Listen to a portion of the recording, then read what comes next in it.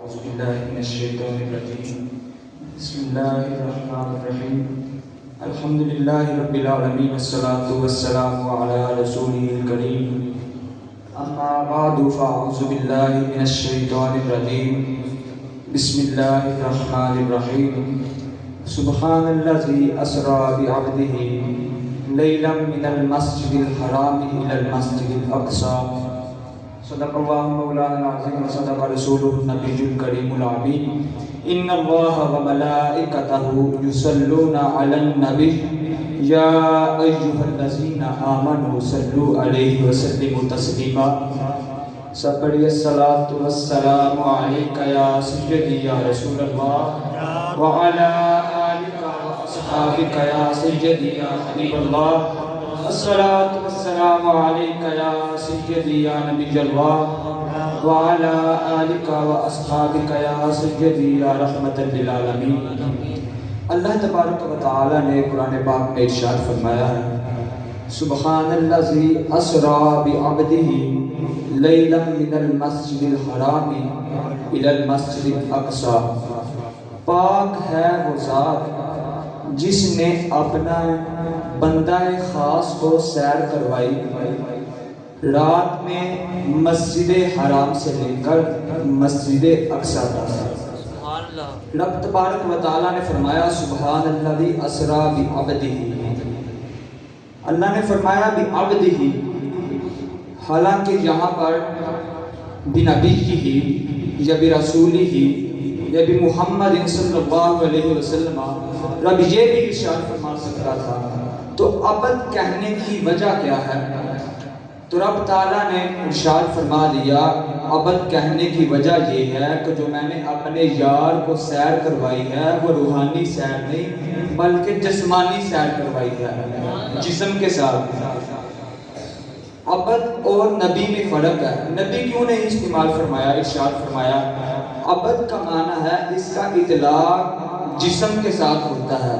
جو نبی ہوتا ہے وہ جسم کے ساتھ بھی اس کا اطلاق ہوتا ہے اور جسم کے بغیر بھی اس کا اطلاق ہوتا ہے. اس کی دلیل یہ ہے کہ حضور صلی اللہ علیہ وآلہ وسلم نے ارشاد فرمایا کہ جب حضرت آدم علیہ السلام پانی اور مٹی کے درمیان تھے تب بھی میں نبی تھا. تو یہ ظاہری طور پر حالانکہ آپ موجود نہیں تھے لیکن آپ روحانی طور پر موجود تھے. اس وجہ سے کہ بنبیہ ہی کا لفظ استعمال نہیں فرمایا بلکہ بعبدہ ہی کا لفظ استعمال فرمایا کہ جو میں نے اپنے یار کو سیر کروائی ہے وہ روحانی سیر نہیں بلکہ جسمانی سیر کروائی ہے. آگے اللہ کے نبی نے اللہ پاک ارشاد فرماتا ہے لیلا من المسجد الحرام الی المسجد الاقصی کہ رات کے کچھ حصے میں مسجد حرام سے لے کر مسجد اقصی تک. اب سیر کروائی اس کے پیچھے مقصد کیا ہے؟ وجہ کیا ہے؟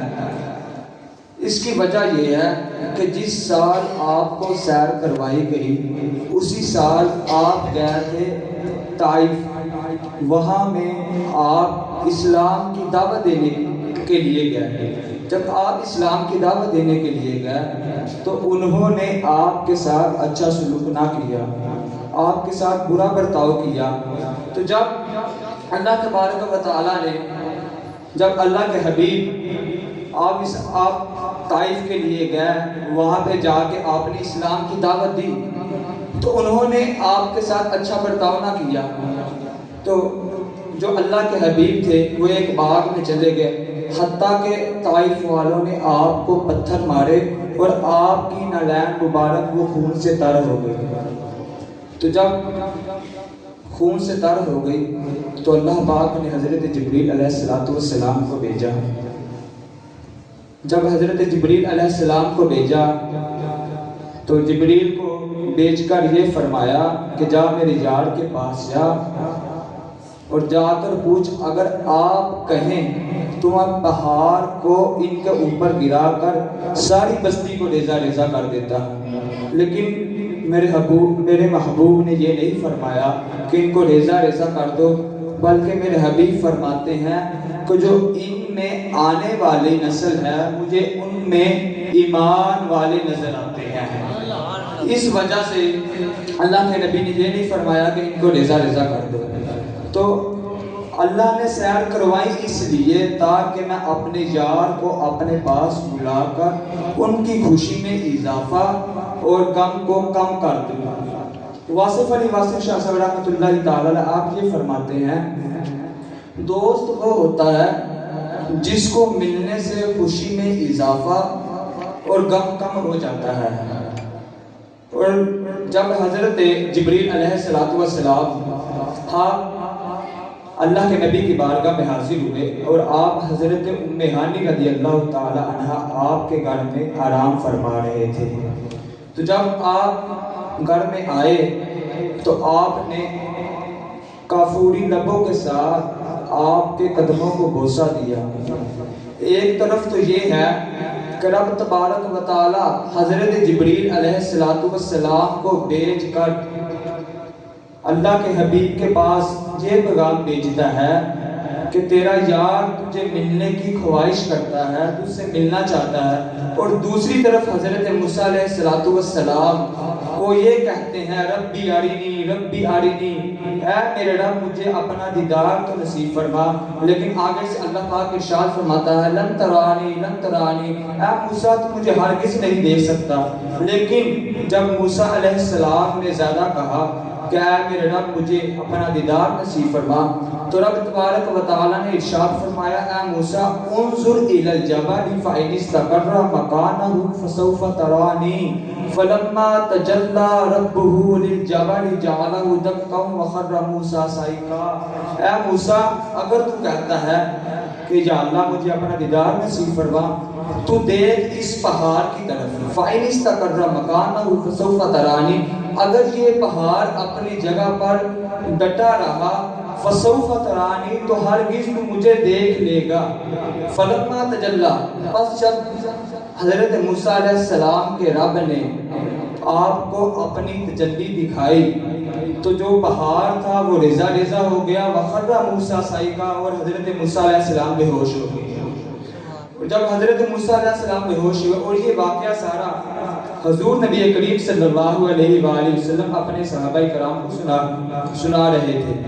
اور جب صحابہ کرام کو سنایا تو آپ یہ ارشاد فرمانے لگے کہ موسیٰ کو جو حضرت موسیٰ علیہ السلام ہے آپ کو تو دیدار سے انکار ہوا, لیکن آپ کو انعام یہ ملا کہ جو آپ نے اپنے رب کی تجلی دیکھی ہے اس سے آپ کو انعام یہ ملا کہ لوگ تو سورج کی روشنی میں دیکھتے ہیں اور حضرت موسیٰ علیہ السلام رات میں کالی کٹھن رات میں بھی 30 میل کے فاصلے سے آپ دیکھ لیتے.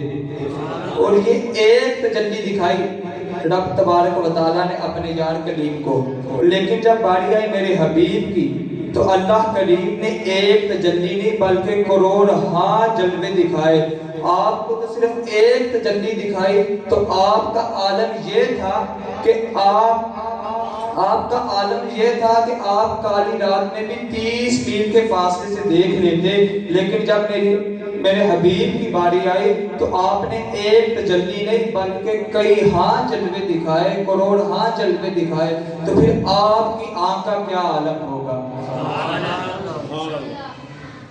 اور آخری بات کر کے اجازت چاہتا ہوں کہ جب میراث سے واپس آئے نبی کریم صلی اللہ علیہ وآلہ وسلم تو آپ صحابہ میں بیٹھے ہوئے تھے. آپ ارشاد فرما رہے تھے کہ اے صحابہ رأیت ربی بأحسن صورہ, کہ میں نے اپنے رب کو بہت ہی احسن صورت میں دیکھا ہے.